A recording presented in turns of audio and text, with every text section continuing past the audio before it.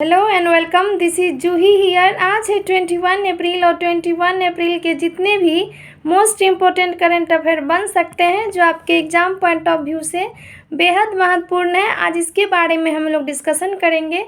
साथ ही साथ इस क्वेश्चन से रिलेटेड जो भी इम्पोर्टेंट फैक्ट होंगे ये भी मैं आप लोग को बताऊंगी। इस करंट अफेयर की सीरीज़ को स्टार्ट करने से पहले कुछ महत्वपूर्ण बातें हैं जो आप अपने जीवन में उतारें और आगे बढ़े। कहते हैं कि जीवन में कठिनाइयों का होना अनिवार्य है, क्योंकि ये कठिनाइयाँ जो है वो सफलता का लुत्फ़ उठाने में बहुत ही मददगार साबित होती है। इसी पॉजिटिविटी के साथ कि आज अगर हम कठिनाइयाँ झेल रहे हैं, परिश्रम कर रहे हैं, तो एक ना एक दिन हमें सफलता का आनंद ज़रूर मिलेगा। इसी पॉजिटिविटी के साथ आप अपने सपने को पूरा करने के लिए, अपने लक्ष्य को पाने के लिए दिन रात मेहनत कीजिए, आपकी सफलता निश्चित है। चलिए इसी के साथ आज के करंट अफेयर की शुरुआत करते हैं। क्वेश्चन नंबर 1 है, UNFA की रिपोर्ट के अनुसार भारत में पुरुष और महिलाओं की एवरेज लाइफ की क्या संभावना है। मीन्स अभी जो है वो हाल ही में UNFA की रिपोर्ट जारी की गई है, जिसमें भारत के पुरुष और महिलाओं की जो जीवित रहने की संभावनाएं हैं वो कितने कितने वर्ष का रिपोर्ट किया गया है। तो ये है 71 वर्ष जो है वे पुरुष के लिए है और 74 वर्ष जो है वो महिलाएं के लिए है। इनके रिपोर्ट के अनुसार अभी जो अपना प्यारा भारत है ये दुनिया में सबसे नंबर 1 आबादी वाला देश बन गया है। नेक्स्ट क्वेश्चन देखेंगे। क्वेश्चन नंबर 2, किस देश ने अपने सभी न्यूक्लियर पावर प्लांट बंद कर दिए हैं। तो अभी हाल ही में जर्मनी जो है वो अपने देश के सभी न्यूक्लियर पावर प्लांट बंद कर दिए हैं। तो अभी जर्मनी से रिलेटेड इम्पोर्टेंट फैक्ट हम लोग जानेंगे कि जर्मनी की राजधानी कहाँ है। तो ये है बर्लिन। और जर्मनी के जो चांसलर हैं वो कौन है, तो वो है ओलाफ शुल्त्ज़। कौन है? ओलाफ शुल्त्ज़। और यहाँ के जो राष्ट्रपति हैं, जर्मनी के जो राष्ट्रपति हैं वो कौन है, वो है फ्रैंक वॉल्टर स्टाइनमायर। कौन है? Frank Walter Steinmeier. आप इस इम्पोर्टेंट फैक्ट को ज़रूर याद रखें, क्योंकि कभी कभी एग्ज़ाम में स्टेटमेंट वाइज क्वेश्चन आते हैं और जहां आपको फैक्ट अगर पता रहेगा तो ही आप क्वेश्चन को टिक कर पाएंगे। नेक्स्ट क्वेश्चन है क्वेश्चन नंबर 3, किस भारतीय तैराक ने 98वीं मलेशियाई invitational age group swimming championship में 5 गोल्ड मेडल जीते हैं। अभी जो है वो मलेशिया में स्विमिंग चैम्पियनशिप का आयोजन हुआ है, उसमें जो वेदांत माधवन है वो 5 गोल्ड मेडल जीते हैं। 5 गोल्ड मेडल जीते हैं। तो ये क्वेश्चन बेहद ही महत्वपूर्ण है, क्योंकि एग्ज़ाम में स्वर्ण से ही, गोल्ड से ही रिलेटेड क्वेश्चन ज़्यादातर पूछे जाते हैं। और ये जो है वो मलेशिया में जो स्विमिंग चैम्पियनशिप हुआ है इसमें 5 गोल्ड मेडल जीतने वाले कौन है, तो ये है वेदांत माधवन। कौन है? वेदांत माधवन। नेक्स्ट क्वेश्चन देखेंगे। क्वेश्चन नंबर 4, क्यूबा की राष्ट्रपति के रूप में किसे चुना गया है। तो अभी जो है वो क्यूबा के राष्ट्रपति के रूप में मिगेल डियाज कानेल को चुना गया है। किसको चुना गया है? मिगेल डियाज कानेल को चुना गया है। और यह जो उनका कार्यकाल होगा ये दूसरा कार्यकाल होगा, इससे पहले भी वो राष्ट्रपति के पद पर थे। चलिए अभी जो बात आई है वो क्यूबा की बात आई है, तो हम लोग इम्पोर्टेंट फैक्ट जानेंगे। क्यूबा की राजधानी कहाँ है। तो क्यूबा की जो राजधानी है वो हवाना है। और क्यूबा की जो मुद्रा है वो है क्यूबियन पीसो। और क्यूबा की राष्ट्रपति तो आप लोग को पता है कौन अभी बने हैं, तो ये है मिगेल डियाज कानेल। कौन है? Miguel Diaz Canel. Next question देखेंगे। क्वेश्चन नंबर 5, नासा का कौन सा उपग्रह पृथ्वी पर दुर्घटनाग्रस्त होने की संभावना है। नासा जो है एक उपग्रह को भेजे थे अंतरिक्ष में और वो अभी पृथ्वी पर लौटकर दुर्घटनाग्रस्त होने वाले हैं। तो ये कौन सा उपग्रह है, तो ये है RHESSI। क्या है? RHESSI।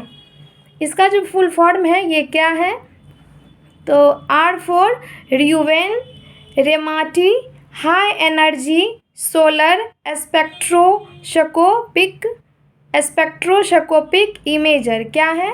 Riven, Ramaty, high energy solar spectro imager. आप इसे ज़रूर याद रखें। नेक्स्ट क्वेश्चन है क्वेश्चन नंबर 6। भारतीय सेना ने किस विश्वविद्यालय के साथ समझौता ज्ञापन पर हस्ताक्षर किए हैं? तो अभी जो है वो अपने देश के जो सेना है वो मणिपुर के जो विश्वविद्यालय हैं इसके साथ जो है वो समझौता किया है, और इसके साथ ही साथ अभी जो है वो तेजपुर विश्वविद्यालय के साथ समझौता किया है।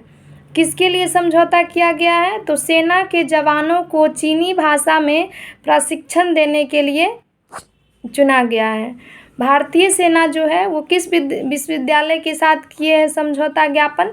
तो ये तेजपुर विश्वविद्यालय के साथ समझौता किया है। इससे पहले जो है वो मणिपुर में भारतीय सेना का अभ्यास हुआ था, और इसके बाद जो है वो तेजपुर विश्वविद्यालय में समझौता ज्ञापन हुआ है।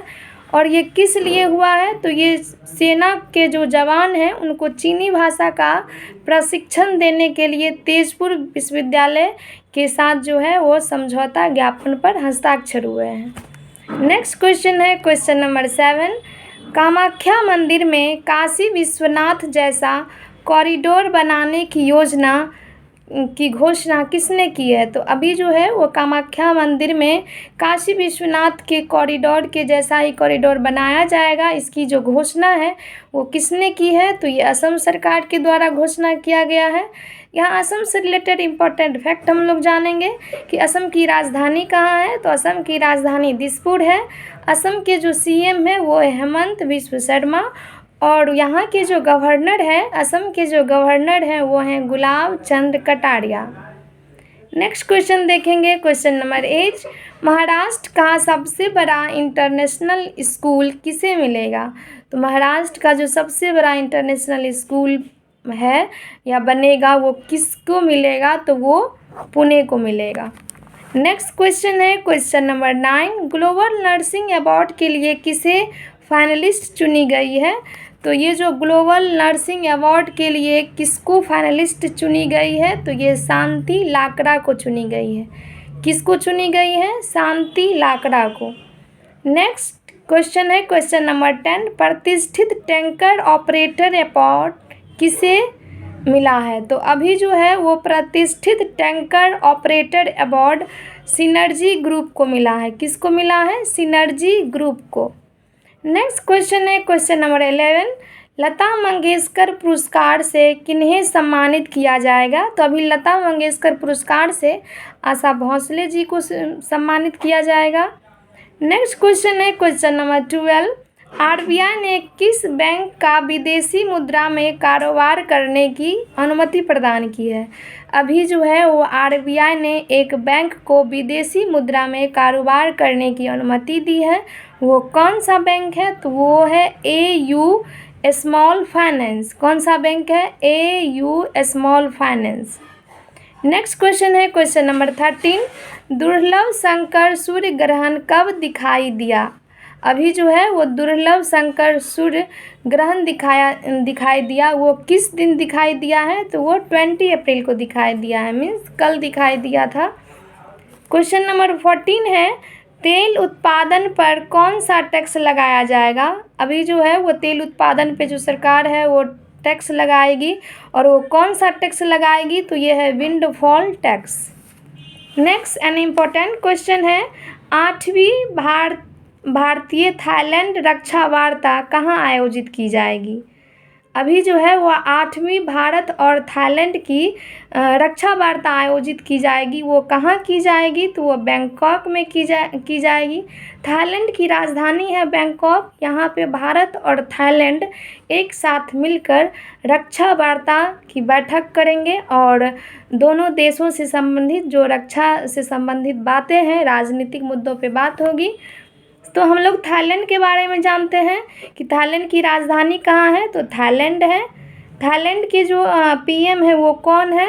प्रयुत चान ओ चा। कौन है? प्रयुत चान ओ चा। नेक्स्ट एन इम्पोर्टेंट क्वेश्चन की ओर बढ़ेंगे क्वेश्चन नंबर 16। भारत सरकार ने फिल्म उद्योग में पायरेसी से निपटने के लिए कौन सा बिल पेश करेगी? अभी जो केंद्र सरकार है अपनी भारत सरकार, वो फिल्म उद्योग में पायरेसी से निपटने के लिए एक बिल पास करेगी। वो कौन सी बिल है? तो ये है सिनेमेटोग्राफ। कौन है? सिनेमेटोग्राफ नामक जो बिल है वो पास करेगी फिल्म उद्योग में पायरेसी से निपटने के लिए। नेक्स्ट क्वेश्चन है क्वेश्चन नंबर 17। भारत के साथ कौन सा देश रक्षा संबंधों पर काम करने के लिए सहमत हुआ है? अभी जो है वो कनाडा जो है वो भारत के साथ रक्षा संबंधों पर बात करने के लिए सहमत हुआ है। नेक्स्ट क्वेश्चन है क्वेश्चन नंबर 18। राजस्थान के किस जिला में 2 दिवसीय बाजरा महोत्सव शुरू हुआ है? अभी जो है वो राजस्थान में 2 दिवसीय बाजरा महोत्सव शुरू हुआ है। वो राजस्थान के किस जिला में है? तो ये है जयपुर में हुआ है। और यहाँ जो हम लोग देखेंगे राजस्थान से इम्पोर्टेंट कोई फैक्ट देखेंगे कि राजस्थान की राजधानी कहाँ है, तो ये जयपुर है। और यहाँ के जो सीएम है ये हैं अशोक गहलोत, और यहाँ के जो गवर्नर हैं वो हैं कलराज मिश्र। और अभी जो है वो 2 दिवसीय बाजरा महोत्सव आयोजन किया गया है। कहाँ पे किया गया है? तो जोधपुर में किया गया है। और जयपुर जो है वो राजस्थान की राजधानी है। आप इस दोनों में ज़रूर क्लियर कर लें कि हमेशा कन्फ्यूज़न होता है जोधपुर या जयपुर में। तो जयपुर राजधानी है और जोधपुर में अभी 2 दिवसीय बाजरा उत्सव मनाया जा रहा है। नेक्स्ट क्वेश्चन है क्वेश्चन नंबर 19। किस राज्य में चुनाव आयोग ने पहली बार वोट फ्रॉम होम विकल्प की शुरुआत की है? तो अभी जो है वो कर्नाटक राज्य में चुनाव आयोग ने पहली बार वोट फ्रॉम होम की व्यवस्था की है और विकल्प की शुरुआत की है। यह जो वोट फ्रॉम होम है ये सबके लिए नहीं है, 80 वर्ष से ऊपर के जितने भी व्यक्ति हैं उनके लिए है। और विकलांग व्यक्तियों के लिए ये विकल्प की शुरुआत की गई है, जिसमें वोट फ्रॉम होम घर बैठे ही आप वोट दे सकते हैं। जो 80 वर्ष से ऊपर है और विकलांग है इनके लिए विकल्प की शुरुआत की गई है। तो यहाँ हम लोग कर्नाटक से इम्पोर्टेंट फैक्ट जानेंगे। कर्नाटक की राजधानी कहाँ है? बेंगलोर है। कर्नाटक के जो सीएम है वो हैं बसवराज बॉम्बे। और यहाँ के जो गवर्नर हैं कर्नाटक के गवर्नर हैं थावर चंद्र गहलोत। नेक्स्ट क्वेश्चन है क्वेश्चन नंबर 20। इन्फोस्पेट साइबर सुरक्षा समाधान के लिए क्या लॉन्च किया गया है? तो ये कौन सा लॉन्च किया गया है? तो ये है इनविनसेंस। क्या है? इनविनसेंस। नेक्स्ट क्वेश्चन देखेंगे क्वेश्चन नंबर 21। जर्मनी का grand cross of the order of merit किसे मिला है? किसे से सम्मानित किया गया है? कौन सा अवार्ड है? जर्मनी का है grand cross of the order of merit से किसे सम्मानित किया गया है? तो यह जो अवार्ड है इससे एंजेला मर्केल को सम्मानित किया गया है। नेक्स्ट क्वेश्चन है question number 22। 10R Indian records अकादमी द्वारा किसे जिला प्रशासन को विश्व रिकॉर्ड का खिताब दिया गया है? तो ये जो है वो वाराणसी को इंडियन रिकॉर्ड अकादमी के द्वारा जो अवार्ड है जिला प्रशासन का उसे दिया गया है। तो ये किसे दिया गया है? वाराणसी को मिला है। जिला प्रशासन में विश्व रिकॉर्ड दर्ज करने के लिए वाराणसी को अभी अवार्ड मिला है। नेक्स्ट क्वेश्चन देखेंगे क्वेश्चन नंबर 23। मेदांता कॉन्क्लेव का आयोजन कहाँ हुई है और इसका उद्घाटन कौन किए हैं? तो अभी जो है वो मेदांता कॉन्क्लेव का आयोजन पटना में हुआ है और मेदांता कॉन्क्लेव का उद्घाटन श्री नीतीश कुमार जी किए हैं। और ये जो है मेदांता हॉस्पिटल के द्वारा आयोजन किया गया है और बेहतर हॉस्पिटल की सुविधा प्रदान करने के लिए मेदांता कॉन्क्लेव का आयोजन किया गया है। ये बिहार से रिलेटेड है। अगर आप बिहार से रिलेटेड किसी भी एग्ज़ाम की तैयारी करते हैं तो आप ये क्वेश्चन ज़रूर ध्यान रखें और एक अलग से नोटबुक बनाएं जिसमें बिहार स्पेशल की करंट अफेयर और जीके ज़रूर लिखें, जो आपके एग्ज़ाम में बेहद ही महत्वपूर्ण साबित होगी। नेक्स्ट क्वेश्चन है क्वेश्चन नंबर 24। चीनी भाषा दिवस कब मनाया जाता है? तो ये चीनी भाषा दिवस जो है ये 20 अप्रैल को मनाया जाता है। क्यों मनाया जाता है? क्योंकि ये जो UN है, संयुक्त राष्ट्र है, वो संस्कृति विविधता को बढ़ाने के लिए जो है ये दिवस मनाए हैं। इसके अलावा हम लोग देखेंगे कि अप्रैल में जो भी मोस्ट इम्पोर्टेंट डेज है उसको हम लोग एक बार रिकॉल करेंगे। तो चलिए, 1 अप्रैल को क्या मनाया गया? आरबीआई दिवस, उड़ीसा दिवस या उत्कल दिवस। 2 अप्रैल को क्या मनाया गया? अंतर्राष्ट्रीय खान जागरूकता दिवस। 4 अप्रैल को क्या मनाया गया? विश्व ऑटिज्म जागरूकता दिवस। 5 अप्रैल को क्या मनाया गया? अंतर्राष्ट्रीय समुद्री दिवस। 6 अप्रैल को क्या मनाया गया? अंतर्राष्ट्रीय खेल दिवस। 7 अप्रैल को क्या मनाया गया? विश्व स्वास्थ्य दिवस। 7 अप्रैल को क्या मनाया गया? विश्व होम्योपैथी दिवस। 11 अप्रैल को राष्ट्रीय मातृत्व दिवस और विश्व पार्किंसंस दिवस मनाया गया। 12 अप्रैल को मानव अंतरिक्ष उड़ान दिवस मनाया गया। 13 अप्रैल को जलियांवाला बाग हत्याकांड दिवस मनाया गया। 14 अप्रैल को अंबेडकर जयंती मनाई गई और चागत रोग दिवस मनाया गया। 15 अप्रैल को विश्व कला दिवस मनाया गया और हिमाचल प्रदेश राज्य दिवस मनाया गया। 16 अप्रैल को हाथी बचाओ दिवस मनाया गया और आवाज़ दिवस मनाया गया। 17 अप्रैल को विश्व हेमोफीलिया दिवस मनाया गया और 18 अप्रैल को विश्व विरासत दिवस मनाया गया। 19 अप्रैल को लिवर दिवस मनाया गया और 20 अप्रैल को चीनी दिवस मनाया गया है, मीन्स चीनी भाषा दिवस मनाया गया है। यह जो सांस्कृतिक विविधता है इसको बढ़ाने के लिए UN द्वारा ये मनाया जाता है। ये रहे आज के इम्पोर्टेंट क्वेश्चन, जिसे आप एक बार ज़रूर सुन लें और आप अपने डेली रूटीन में करंट अफेयर को ज़रूर लर्न करें।